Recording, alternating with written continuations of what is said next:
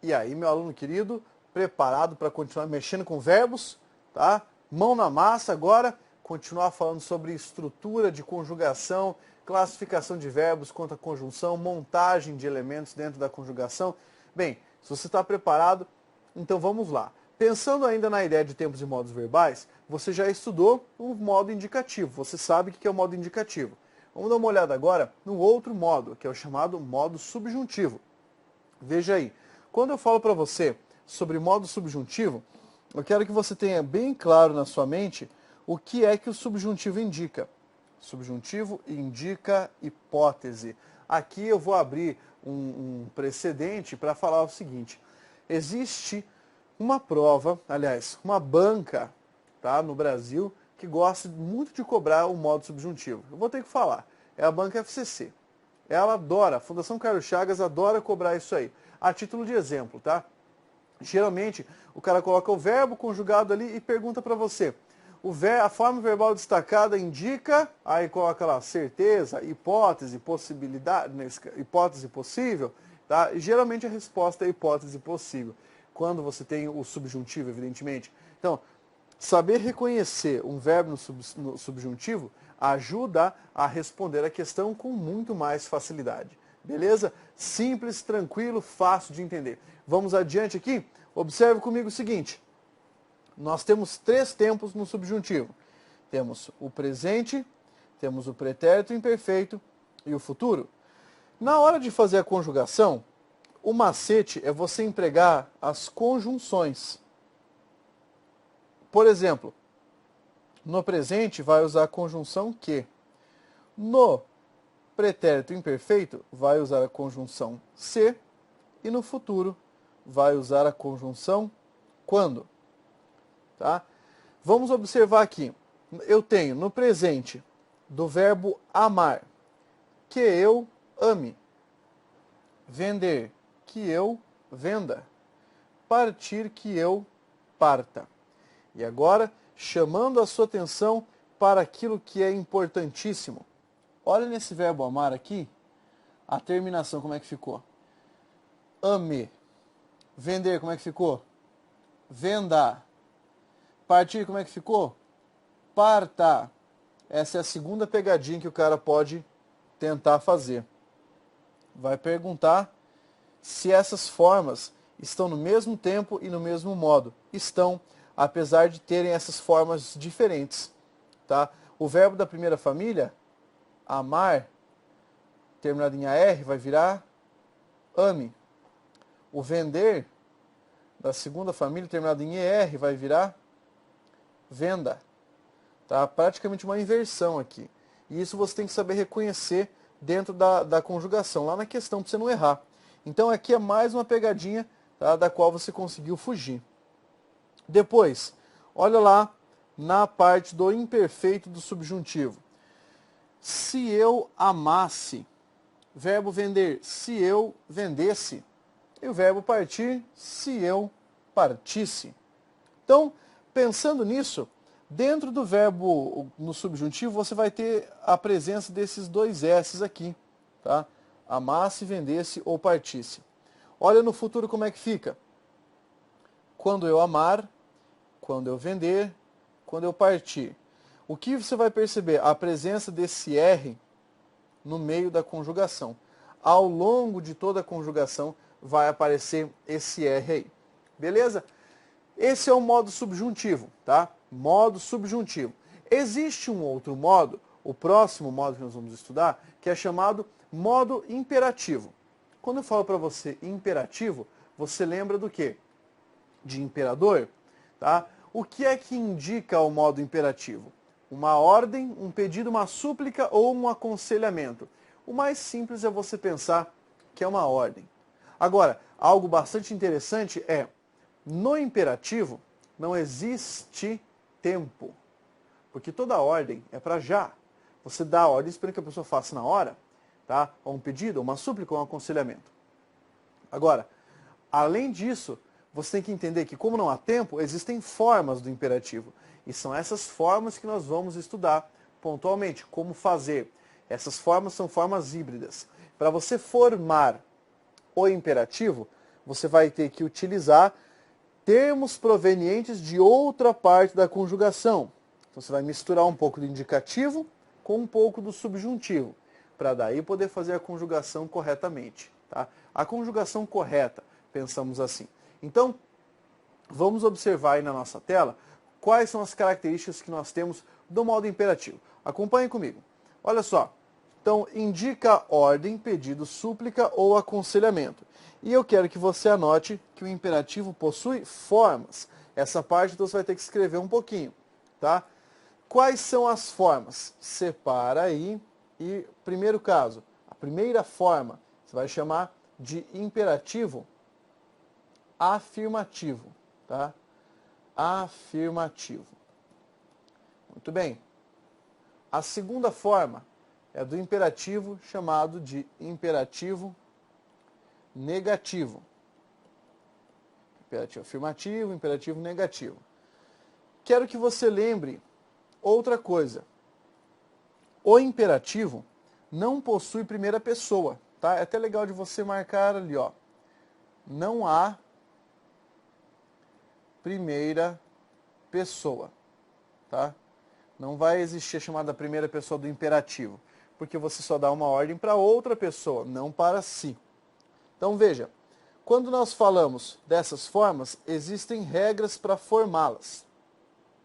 Para montar o imperativo afirmativo, você vai precisar da chamada segunda pessoa, tá? A segunda pessoa do singular. Portanto, o relativo à palavra tu, e você vai usar a segunda pessoa do plural, o relativo à palavra vós. E você vai retirar essas formas, a forma do tu e a forma do vós, tá? Desses termos aí, você vai tirar lá do presente do indicativo. Lembrando de retirar a letra S que fica no final dessas palavras. Então, segunda pessoa do singular, segunda pessoa do plural, lá do indicativo, menos o S. E o resto, professor? O resto faz o quê? O resto você vai tirar do presente do subjuntivo. Perfeito? Tira o presente do subjuntivo. Nossa, quanta coisa! E agora, para formar o imperativo negativo, você vai gostar dessa regra. Essa regra você vai colocar assim, ó. Sem frescura. Por que sem frescura, professor? O que você quis dizer com isso? Que para formar um imperativo negativo, basta você colocar a palavra não e somar, e colocar tudo que você encontrar no presente do subjuntivo, do jeito que vier, menos a primeira pessoa, evidentemente. Eu tenho aqui um exemplo para você. Vou te mostrar como fazer o imperativo do verbo amar, tá? Então, para que fique claro aqui, ó, estou trabalhando com o imperativo do verbo amar. Muito bem. Então, já tenho deste lado o presente do indicativo conjugado, prontinho. No meio, aqui, ó, já tenho o presente do subjuntivo, também está pronto. Eu amo, tu amas, ele ama, nós amamos, vós amais, eles amam. E ali o subjuntivo. O que eu vou fazer? Primeira coisa, vou lembrar que não existe primeira pessoa. E vou eliminar essas formas. Depois, vou seguir a orientação que eu coloquei aqui. Segunda pessoa do singular, segunda pessoa do plural. Ó, segunda pessoa do singular, segunda pessoa do plural. Vamos tirar o S, que fica no final. Beleza? Então vai ficar como aqui? Ama, segunda pessoa, tu. Aqui embaixo como é que vai ficar? Amai, quem? Vós. Tá? Segunda pessoa do plural. E o resto? Puxa daqui, do presente subjuntivo. Vem para cá, e essa forma vem para cá. Então fica assim, ó. Ame você. Professor, por que não pode ser a palavra ele? Porque daí vai confundir o cara, né? Ame você. Depois, coloque ali. Amemos nós. Amai vós e, por fim, amem vocês. Beleza? Esse é o imperativo afirmativo. Vamos montar agora um exemplo do imperativo negativo. É só pegar a palavra não e arrastar o que está aqui para a outra parte. Então, vá fazendo isso aí no seu material. Olha só. Não ames tu. Depois, não ame você. Depois, não amemos nós. Depois, não ameis vós. E por fim, não amem vocês. Essa é a maneira de montar o imperativo do verbo amar. Nossa, professor, dá um trabalhão? Pois é, dá trabalho só enquanto você está se acostumando a empregar essas regras. Depois que você já aprendeu a empregá-las, o que acontece? Fica tudo muito mais fácil.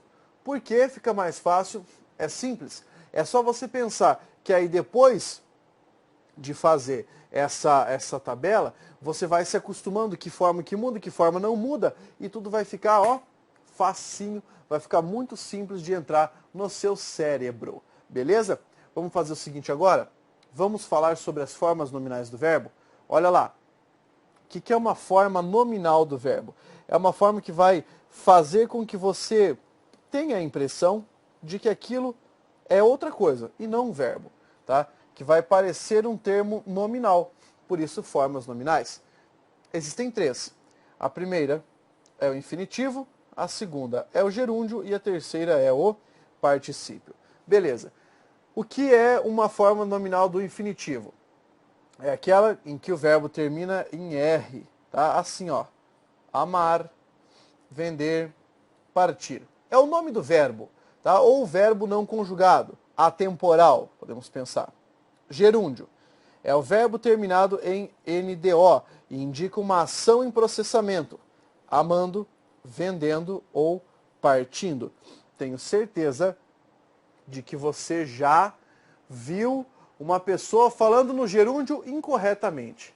Porque o gerúndio é uma forma que você pode utilizar, mas não de qualquer modo. Existe um erro chamado de gerundismo, tá? É um vício de linguagem que você deve eliminar da sua vida, tá? Que vício de linguagem é esse? É utilizar muitas vezes a forma do gerúndio. Então você está lá conversando com uma pessoa, ligou para o atendimento do seu celular. Aí você dá sua operadora do celular. A pessoa atende e fala, ela quiser falar que está falando, não são CPF. E você não entende nada. Daí a pessoa fala, você fala, quê? Daí a pessoa fala, aqui é central de relacionamento de igualdade, que eu sou assinando CPF. Aí você, beleza, começa a conversar. E a pessoa fala, então, eu vou estar passando, eu vou estar falando, eu vou estar fazendo. Tá? É errado falar assim. Vou estar fazendo. Eu farei. Certo? Esse é o modo correto. Vou estar falando? Não. Falarei. Vou estar passando? Não. Passarei. Essas são as formas corretas. Tá? Então, cuidado com esse gerundismo. Cuidado para você não errar. Perfeito? E o particípio, o que é?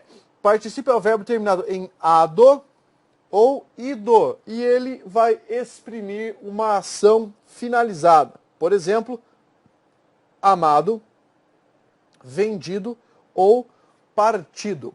Perfeito? Essas são algumas das formas, tá? Essas são as formas nominais do verbo. Vamos dar uma olhada agora, que eu vou fazer uma nova classificação. Que classificação é essa? Tá? Essa classificação que eu vou fazer a partir de agora tem a ver com a conjugação. Como assim? A depender do verbo, você pode conjugá-lo de formas diferentes. E dependendo de como você fizer a conjugação, você vai ter nomes diferentes. Nem todo verbo dá para conjugar da mesma maneira. Nem todo verbo você pode conjugar no mesmo tempo, no mesmo modo, nem todo verbo tem a mesma pessoa, tá? Então existe uma classificação que também deve ser levada em conta na hora de estudar os verbos. E as bancas podem exigir isso de você, perfeito? Vamos dar uma olhadinha? Acompanha aí comigo. Classificação verbal. O primeiro tipo de verbo que nós vamos estudar é chamado de verbo regular. Regular significa o quê, professor? Que ele segue uma regra, vem do latim regula, que é regra. Esse é um tipo de verbo que mantém sua raiz intacta durante a conjugação. Professor, não entendi. Eu vou te dar um exemplo então. Você pensa aí no verbo cantar, tá? Vamos colocar aqui, ó. Cantar. Eu vou conjugar o verbo cantar para você no presente do indicativo. Como é que fica a conjugação? Fica assim, ó. Eu canto, tu cantas, ele canta. Daí, nós cantamos, certo? Depois, vós cantais e eles cantam. Tudo bem? Agora pegue e marque qual é a raiz do verbo. Tá? A raiz do verbo é o cante. Ó, cante. Está aqui intacto. Aqui também. Tá? Aqui também, canta. Cantamos. A raiz está intacta. Cantais. Beleza. E cantam. Beleza. Existem muitos verbos regulares. Verbo que segue a regra de conjugação. Então aqui você viu um exemplo de verbo regular. Existe um verbo chamado de verbo irregular. Qual a característica? O verbo irregular, ele vai ter uma pequena variação, tá? Definição então. Pequena variação na raiz durante a conjugação. Pequena variação na raiz durante a conjugação do verbo. Como assim, professor? Vou te mostrar um exemplo, verbo dizer. Como é que a gente conjuga o verbo dizer? Então vamos lá. Eu digo, tu dizes, ele diz. Nós dizemos, vós dizeis, eles dizem. Muito bem. Aqui eu tenho a forma do presente. Dá uma olhada nesse G aqui, em comparação ao diz, que está aqui, ó, na raiz o tempo todo. Então, isso aqui é uma irregularidade do verbo. Você quer outro exemplo? O verbo ouvir. Conjugue o verbo ouvir no presente. Eu ouço. Tu ouves. Ele ouve. Ó, o V está aqui e não está na primeira pessoa. Essa pequena alteração, essa pequena variação faz o verbo ser chamado de verbo irregular. E por que nós temos que fazer essa alteração? É mais uma questão fonética. Porque se eu te disser eu ouvo, você vai me chamar de idiota, né? Porque não está certo falar assim. Eu ouço é a forma correta. Perfeito? Compreendeu? Vamos adiante. Olha só. Verbo anômalo. Anômalo é porque ele não é normal mesmo. Ele é muito louco. O verbo anômalo é aquele que vai receber grande variação. Grande variação, pense variação também, alteração. Grande variação ou alteração na raiz durante a conjugação. Vamos pensar num exemplo aqui, ó. O verbo ir. Tá? Primeiro que você não consegue nem achar a raiz do verbo ir. Mas vamos tentar conjugar. Presente do indicativo. Eu vou, tu vais, ele vai. Nós vamos, mas você também pode falar nós imos, mas no presente, tá?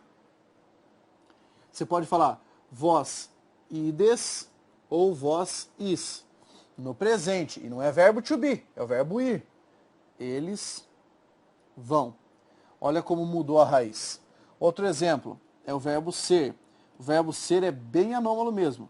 Eu sou, tu és, ele é. Nós somos, vós sois, eles são. Tá? Então existe uma alteração. Ah, professor, mas aqui tem muito S ainda. Não, então pega o pretérito. Olha só. Eu era, pretérito imperfeito. Fora, mais que perfeito. Tá? Fui. Então aqui existe uma diferença. Esse verbo é chamado de verbo anômalo, porque ele possui essa anomalia conjugacional. Tá? Ele possui uma mudança muito grande na raiz, que chega, em alguns casos, até a parecer que ele vai descaracterizar o verbo, que você nem vai entender aquele verbo como sendo aquele verbo especificamente. Beleza? Vamos adiante. Olha o próximo tipo. Olha só. Nós vamos chamar de verbo defectivo. Quando eu falo defectivo, você pensa em quê? Você pensa em defeito, tá? Verbo com defeito. Como defeito, ele não possui, tá? Esse verbo não possui algumas formas, na conjugação. Tá? Conjugação. Ou seja, vai faltar coisa para ele. Vamos pensar um exemplo de verbo defectivo? Um clássico é o verbo falir. Veja só. Como é que você conjuga o verbo falir no presente? Você pode falar eu falo? Não, porque é o verbo falar. Você pode falar eu falho? Não, porque é o verbo falhar. Ah, professor, então eu vou falar eu fali. Mas daí é pretérito, não é presente. No presente não dá para falar o verbo falir na primeira pessoa. Então acompanhe ele comigo. Não existe para a primeira pessoa, não existe falir para a segunda pessoa, para a terceira pessoa menos ainda. Você pode falar nós falimos, você pode falar vós falis. Para a terceira pessoa do plural, também não existe. O senhor dá outro exemplo de verbo? Claro, o exemplo do verbo colorir. Tá? Eu não posso conjugar na primeira pessoa eu. Tá? Eu não posso falar eu coloro, porque eu coloro só se fosse eu, né? Com quem? Olha só. Só se fosse, então, eu coloro, né? E o louro ali junto comigo. Só desse jeito para falar eu coloro? Não, cara. Então, pensa. Esse é um verbo defectivo, ele apresenta esse defeito, essa falta, tá? Essa falta de formas para conjugar. Acabou? Não. Existe agora o último tipo de verbo que nós vamos observar, que é o chamado verbo abundante. O verbo abundante é o contrário do verbo defectivo. O verbo defectivo não possui algumas formas. O abundante possui mais de uma forma para determinadas situações. Observa aí comigo. Coloca a definição no seu material. O verbo abundante possui mais de uma forma. E existem duas abundâncias, tá? Você vai colocar ali a abundância número 1, chamada de abundância conjugacional, que é o verbo abundante na hora de conjugar. Como assim, professor? Vou te dar o exemplo. Abundante na hora de conjugar, tá? Como o verbo ir, que eu falei que você pode falar nós vamos, e também está certo falar nós imos no presente. Vós ides, vós is. Outro exemplo de verbo, o verbo haver. Eu posso falar nós havemos no presente, também posso falar nós emos no presente. Posso falar vós haveis e posso falar vós eis. Existem vários verbos que possuem abundância conjugacional.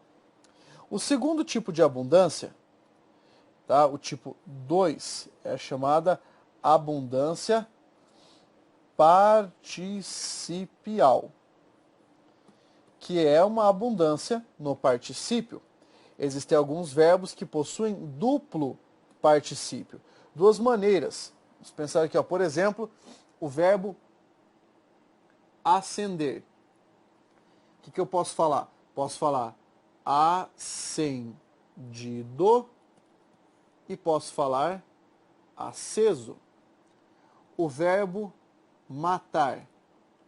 Eu posso falar matado e posso falar morto. O verbo rasgar. Posso falar rasgado e posso falar roto, certo? Essas formas são de duplo particípio. Alguns verbos possuem um particípio só, por exemplo, escrever, escrito, tá? Abrir, aberto, tá? Então, alguns particípios são unitários e não terminam em ado ou ido. Depende muito do verbo com o qual estivermos trabalhando. Pagar, ganhar e gastar. Você pode falar pago, gasto, ganho, das duas maneiras. Pagar o gastado, ganhado também. Também há essas formas. O verbo trazer. Você só pode falar trazido. Não existe trago. Tá? Chegar é chegado e não chego. Ah, mas ele não tinha chego a tempo. Errado, é chegado. Muito bem. Como é que você vai saber? Olha lá para a nossa tabela. Como é que você vai saber quando vai usar essa forma longa, particípio longo, ou esse particípio curto? Vou te dar uma dica. Para usar esse particípio longo, você vai usar quando o verbo auxiliar for o verbo ter ou quando for o verbo haver. Ele tinha acendido, ele havia matado. E aceso, morto, roto, nessas partes que você vai ter o particípio, não a forma longa, se a forma curta, você vai usar com os verbos de ligação. CK, PPF, T. Por exemplo, a fogueira estava acesa. O homem foi morto, tá? Vamos pegar aqui. O tecido se tornou roto. É desse modo que você vai fazer, com esses auxiliares, numa locução verbal, tá? Entender isso aqui é fundamental para compreender a classificação dos verbos. Essa classificação te ajuda a fazer conjugação verbal, mais especificamente. Por falar em conjugação verbal, essa é uma outra coisa que você tem que fazer. Tentar conjugar vários verbos aí para você aprendendo essa estrutura, tá? E é o que você vai fazer posteriormente. Neste momento, finalizamos essa nossa conversa a respeito da estrutura dos verbos e a respeito da classificação. Daqui para frente, vamos passar mais um tempinho falando sobre verbos para depois caminharmos para outros conteúdos. Tá ok? Continue estudando. Força, guerreiro!